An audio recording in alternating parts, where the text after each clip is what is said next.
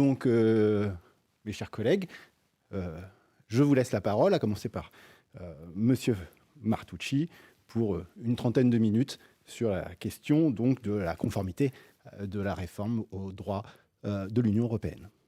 Merci Sébastien, et je remercie les organisateurs pour cette invitation qui me permet de réfléchir à la question de la compatibilité avec le droit de l'Union européenne de la réforme de 2019. La question plus précisément posée était celle de savoir s'il s'agissait au regard du droit de l'Union d'une conformité ou si on devait relever des lacunes à la question posée. Alors de prime abord, la réponse pourrait être plutôt la lacune, puisque si l'on lit le rapport au président de la République relatif à l'ordonnance, ou si on lit le communiqué de presse qui est fait par le Conseil des ministres, on ne trouve aucune trace du droit de l'Union européenne, de la contrainte qu'exercerait l'Union européenne.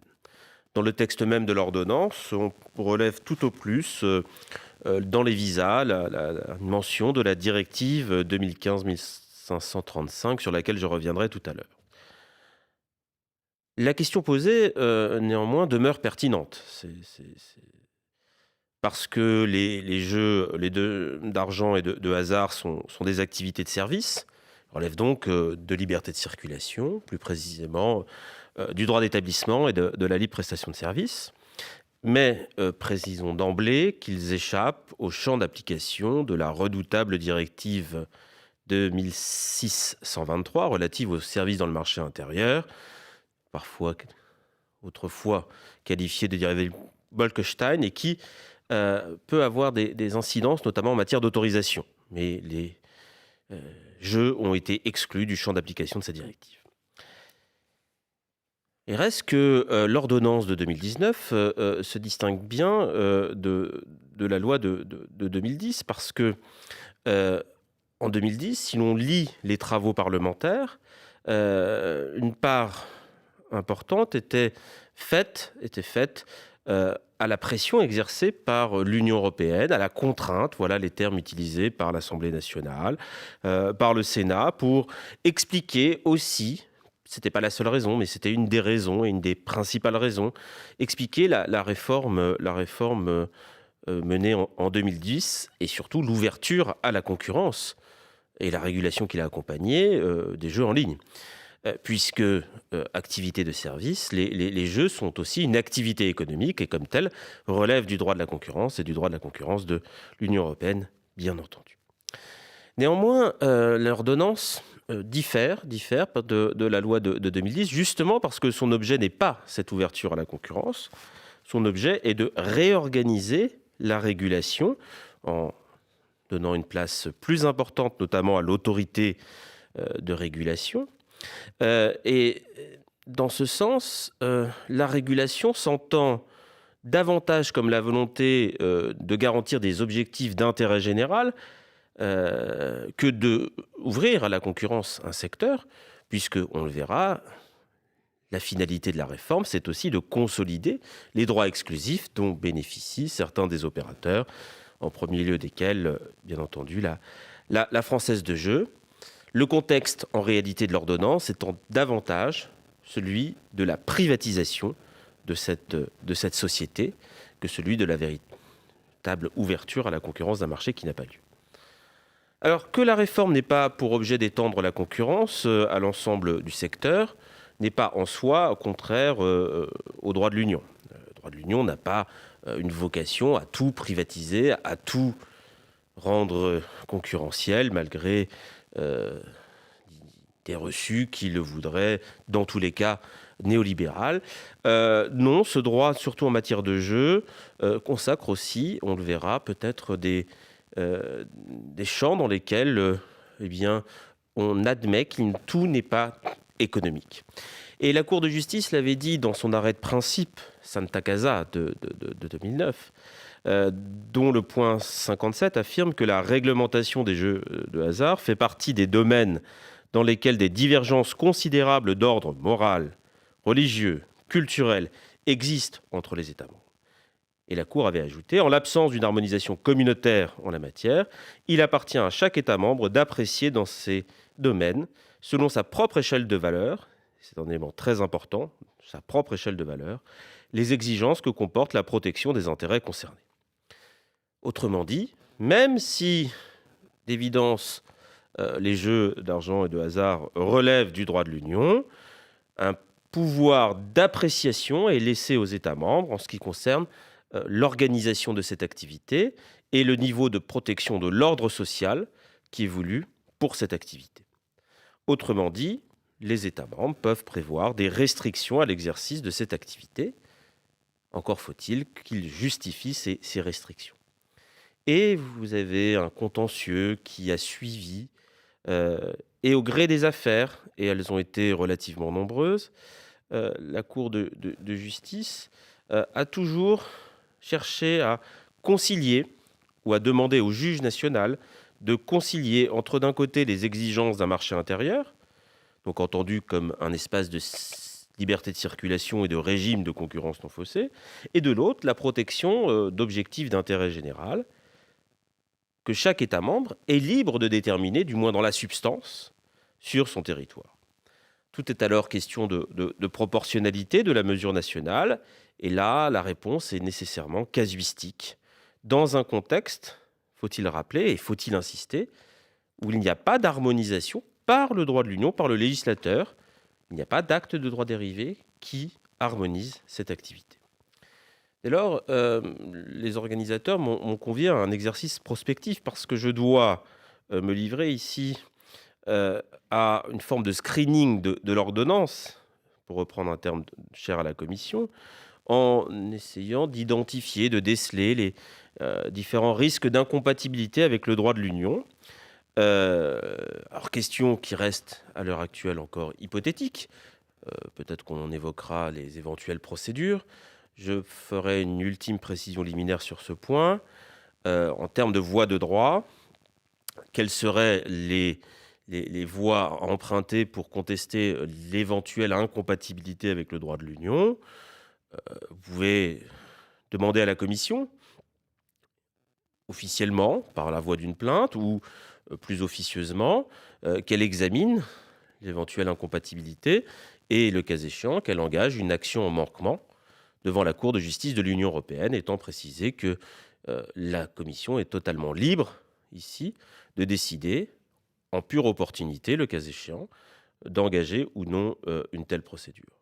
L'autre voie, évidemment celle du juge national, juge de droit commun du droit de l'Union, qui pourrait être saisi, que ce soit le juge judiciaire ou le juge administratif, et à cette occasion soulever un moyen tenant à l'incompatibilité du droit français des dispositions du Code de la sécurité intérieure avec le droit de l'Union, juge national qui, le cas échéant, pourrait ou devra poser une question préjudicielle à la Cour de justice. Voilà les deux voies qui peuvent être envisagées. Ceci en tête, je procéderai classiquement par un balancement, en identifiant d'abord les potentielles restrictions qui peuvent exister, pour envisager ensuite leurs éventuelles justifications.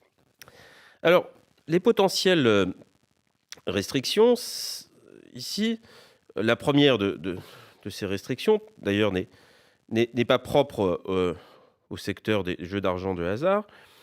Elle tient à la privatisation de la Française des Jeux, puisque les dispositions de l'ordonnance tirent les conséquences de cette privatisation en organisant ce qu'on a qualifié d'un contrôle étroit de l'État sur la Société Française des Jeux, dont les statuts sont approuvés par le décret. Le choix de la privatisation n'est en rien compatible ou incompatible avec le droit de l'Union. L'article 345 du traité FUE est très clair.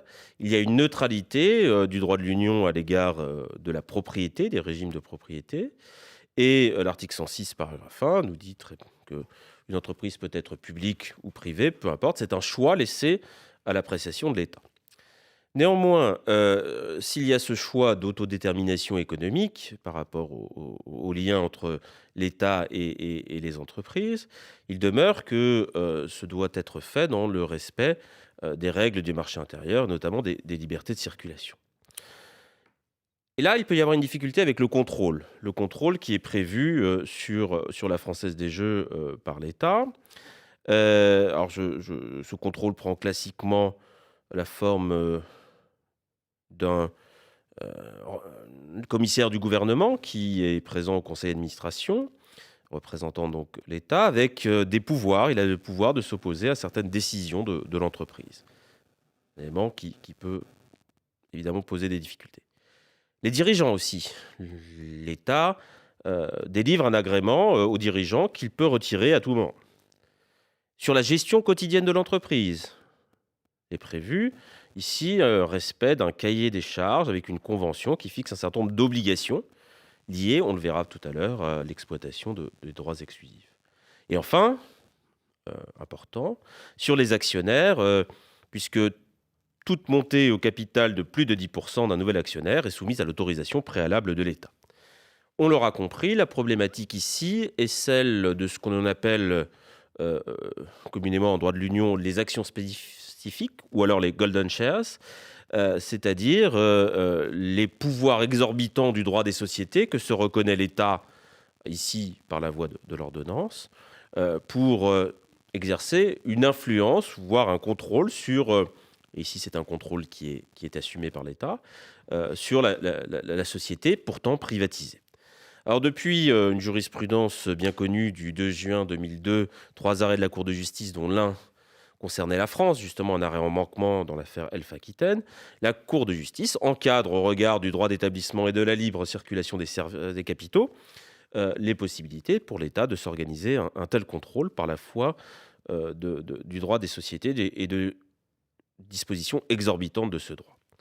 J'ajouterais que sur ce point, la dernière modalité de contrôle sur l'actionnariat renvoie aussi à une problématique plus récente et importante, qui est celle de l'éventuelle prise de participation d'une société d'un pays tiers.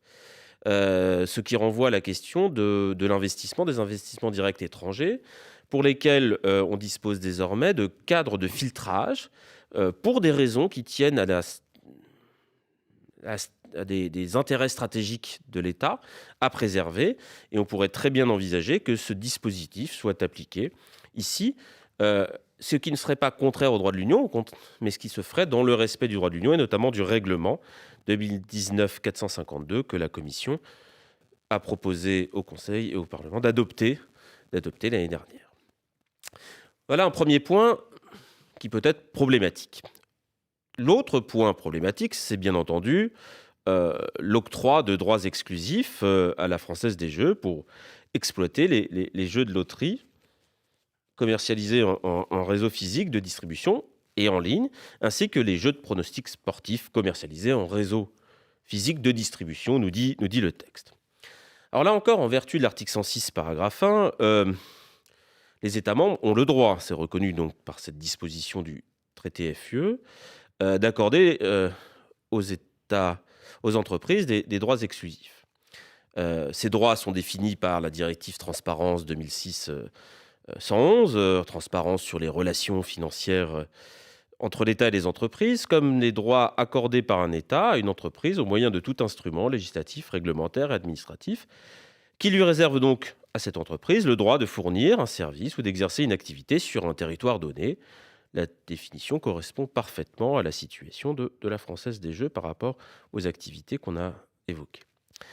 Là encore, la neutralité de l'article 106, paragraphe 1, est à double tranchant. D'un côté, le droit de l'Union est neutre à l'égard de l'État s'il veut accorder un droit exclusif, mais de l'autre, l'État, lorsqu'il accorde ce droit exclusif, doit le faire dans le respect du marché intérieur, dans le respect donc des libertés de circulation et des règles de concurrence. Donc, l'octroi de droits exclusifs peut tout à la fois être ici une restriction aux libertés de circulation, par exemple au droit d'établissement, et aussi peut poser une difficulté en termes de droit de la concurrence, puisque on pourrait conduire la Française des Jeux à abuser peut-être de sa position dominante. On retrouve ici la problématique donc, de l'article 102 TFUE appliqué aux entreprises avec lesquelles l'État entretient rien de particulier, droit exclusif notamment. C'était toute la problématique de l'arrêt Höfner de 1991. Donc, potentiellement, il pourrait y avoir une difficulté en termes de concurrence. L'autre problème aussi des droits exclusifs, peut-être le droit des aides d'État. Dans le dispositif prévu, c'est la Française des Jeux qui s'acquitte d'un versement en contrepartie de l'octroi du droit exclusif. Donc, de prime abord, il n'y apparaît pas d'aide d'État.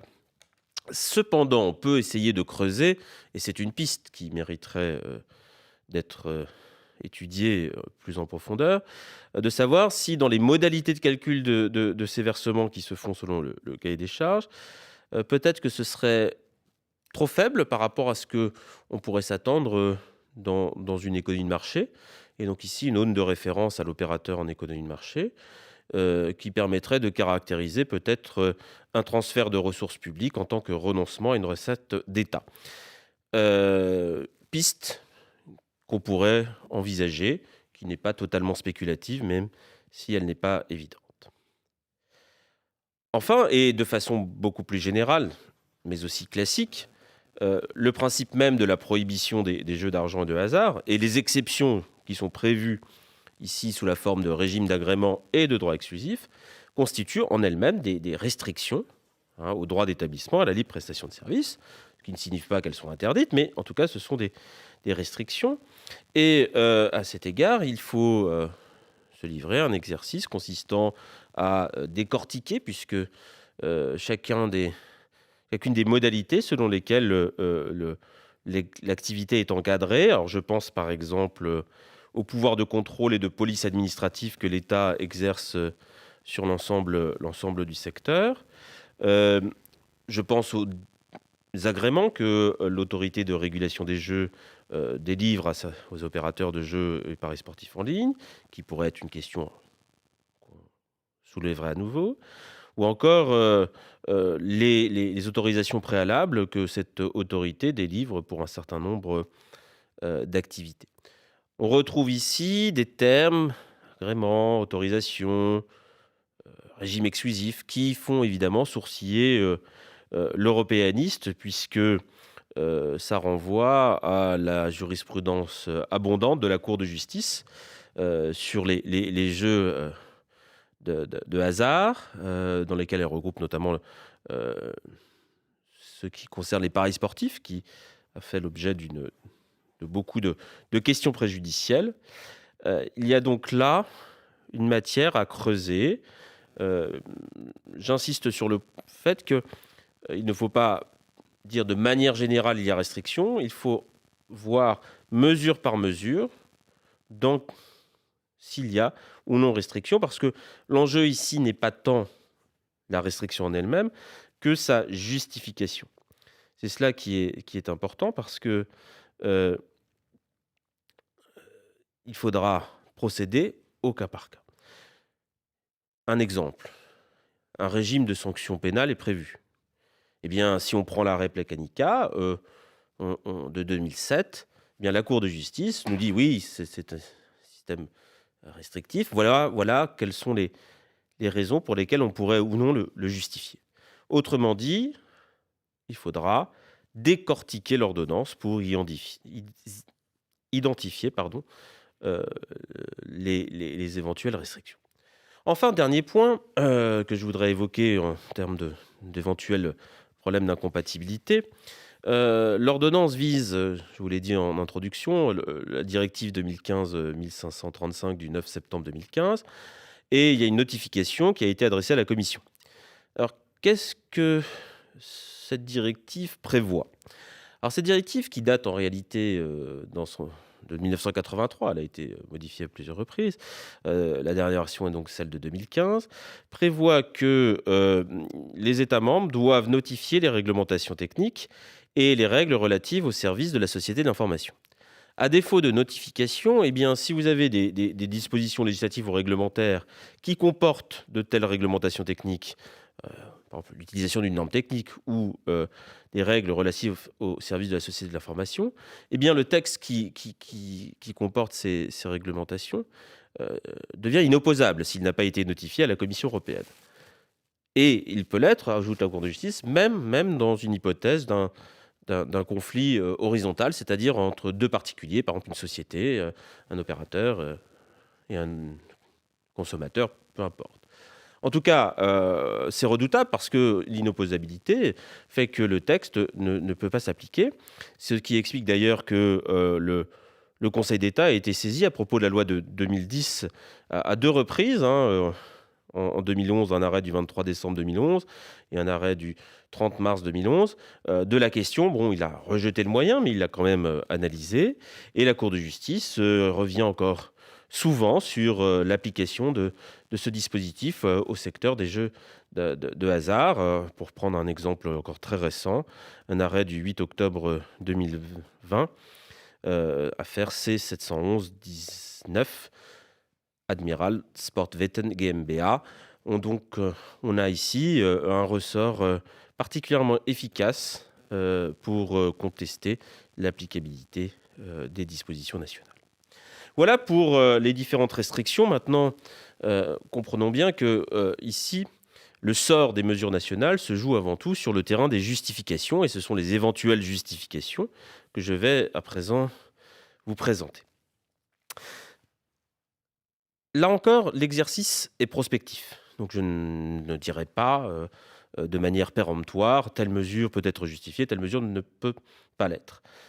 Je donnerai davantage un petit aperçu du climat dans lequel, en droit de l'Union, aujourd'hui se trouvent les jeux de hasard et les paris sportifs.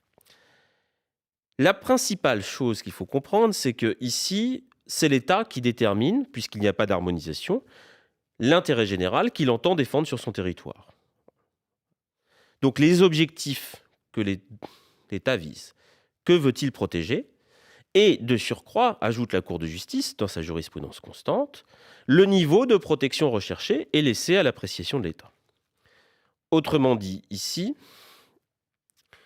s'il y a restriction, elles peuvent être justifiées par des objectifs d'intérêt général par l'État, et le degré de restriction s'apprécie en laissant quand même une marge d'appréciation à l'État qui peut être importante. Donc ce qu'on demande uniquement à l'État, c'est d'identifier l'intérêt général, et il doit le faire de la manière la plus précise possible. Il ne peut pas invoquer des motifs trop abstraits. Il doit être précis, et je pense que c'est ce qui est fait à l'article L320-3 du Code de la sécurité intérieure, qui énonce quatre objectifs pour limiter et encadrer l'offre et la consommation des jeux et contrôler donc leur exploitation. Par exemple, prévenir le jeu excessif ou pathologique, on y reviendra tout à l'heure, protéger les mineurs, prévenir les activités frauduleuses ou criminelles, ou le blanchiment des capitaux. Ce sont là des objectifs assez classiques qui en eux-mêmes ne posent pas de difficultés particulières et que la Cour de justice d'ailleurs a reconnu comme légitimes à de multiples reprises. Peut-être que le quatrième objectif, qui est de veiller à l'exploitation équilibrée des différents types de jeux afin d'éviter toute déstabilisation économique des filières concernées, pourrait poser une difficulté parce que ça peut être un peu économique. Or, les motifs que l'État doit invoquer ne doivent pas être purement économiques. Cependant, il y a un certain nombre d'arrêts, comme l'affaire Global Starnet, dans laquelle la Cour de justice a admis comme objectif la volonté d'améliorer la solidité économique et financière des concessionnaires en matière de jeux. Donc on pourrait très bien peut-être considérer que cet intérêt est légitime. Je crois que, de manière générale, on est dans une lecture française qui tient à l'ordre public, à la sécurité publique, voire à la santé publique. Dans le contexte actuel du droit de l'Union, j'en fais une interprétation suivante. Pour moi, ce sont des éléments, et la crise de la Covid-19 l'a montré, qui renvoient en réalité à ce que j'appellerais, en reprenant l'expression de l'article 4, paragraphe 2 du traité sur l'Union européenne, les fonctions essentielles de l'État. Je crois que le droit de l'Union respecte ces fonctions essentielles. Et c'est la raison pour laquelle, à mon avis, le droit de l'Union est beaucoup plus tolérant aujourd'hui avec de tels objectifs qui sont avancés par l'État, parce qu'on est plus proche de la fonction essentielle de l'État que de l'intérêt économique ou du fonctionnement du marché.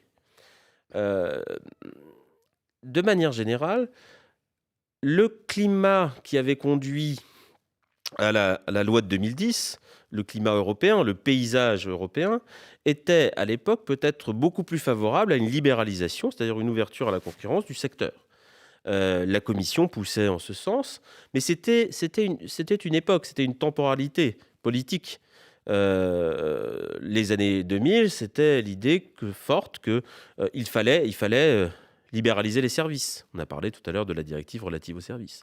Et parmi ces services, il y avait les jeux. Donc, on poussait pour cela. Et puis, par la suite, je pense qu'il y a un nouveau paradigme qui voit le jour dans l'Union, une union qui protège, etc. Et l'union qui protège ne protège pas seule, elle protège aussi par les États. Et donc, l'Union fait moins d'obstacles à ce que l'État protège sa propre population. Et je crois que ce renversement de paradigme explique peut-être que la pression de l'Union sur le secteur est beaucoup moins forte qu'auparavant. Et parallèlement, vous avez aussi les stratégies d'acteurs, et notamment les stratégies contentieuses d'acteurs devant la Cour de justice. Si la Cour de justice a été saisie de façon répétitive sur ces affaires, et si à plusieurs reprises elle s'est prononcée même en formation grande chambre, vous lirez dans les arrêts de 2010, 2011, 2012, vous verrez que le rapporteur est souvent le même, parce qu'il voulait peut-être pousser à approfondir la jurisprudence Santa Casa, qui avait pourtant clairement laissé aux États une marge d'appréciation qui demeure encore aujourd'hui, dans un arrêt qui, rétrospectivement, fait quand même la part importante à ce qu'on pourrait appeler l'identité nationale, telle que le traité doit la respecter. Donc je crois que sur le plan des objectifs et des principes, on en est là.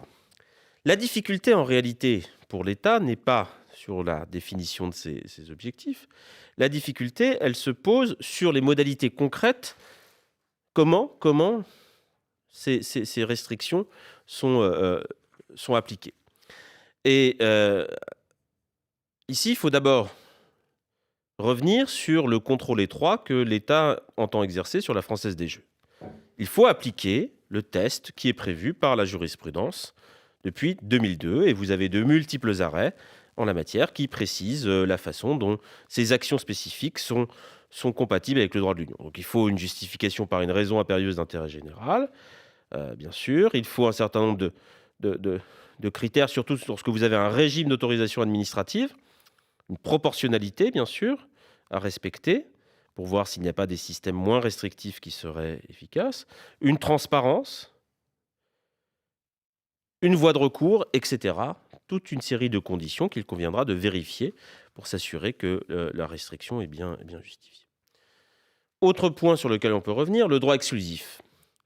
S'il y avait un problème de concurrence, et notamment d'abus de position dominante, l'État pourrait peut-être invoquer l'article 106, paragraphe 2 du traité FUE, qui permet de déroger lorsque une entreprise est chargée d'un service d'intérêt économique général. Alors à cet égard, on peine à peut-être voir, et c'était le sens des conclusions de la Pergola, de l'avocat général, dans l'affaire Lahara de 1999, on peine à voir ici un service d'intérêt économique général, même si la question pourrait encore être évoquée, eu égard aux motifs qu'on a mis en évidence tout à l'heure. Reste bien entendu, et là c'est la boîte de Pandore qui s'ouvre, et je crois que c'est principalement sur ce point que la question doit être creusée, les éventuelles restrictions à la liberté de circulation, qui sont certes patentes avec les régimes existants, mais qui peuvent être justifiées par un objectif d'intérêt général. On a vu, les intérêts sont légitimes ici. Maintenant, l'enjeu, c'est celui de la proportionnalité.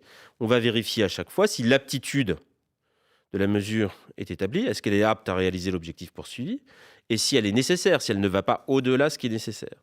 Et c'est dans ce contrôle de proportionnalité que on doit s'engager, et il faut se livrer à un exercice qui consiste à reprendre toute la jurisprudence de la Cour de justice pour voir au cas par cas si la proportionnalité est bien respectée, d'autant qu'en la matière, la Cour de justice ajoute une une exigence de cohérence dans les systèmes qui sont mis en place. Il y a donc là certainement matière à creuser. Difficile de le faire in abstracto. Ce sera donc cas par cas, affaire par affaire, qu'on pourra ici déceler des éventuelles violations du droit de l'Union. Voilà, la question demeure encore ouverte et je remercie les organisateurs de l'avoir posée. Merci, cher Francesco. Ton exposé était particulièrement intéressant. Il m'invitera plus exactement à te poser quelques questions après, mais je cède tout de suite la parole à Jean-Baptiste Villa, donc pour discuter de cette première étude critique de la réforme.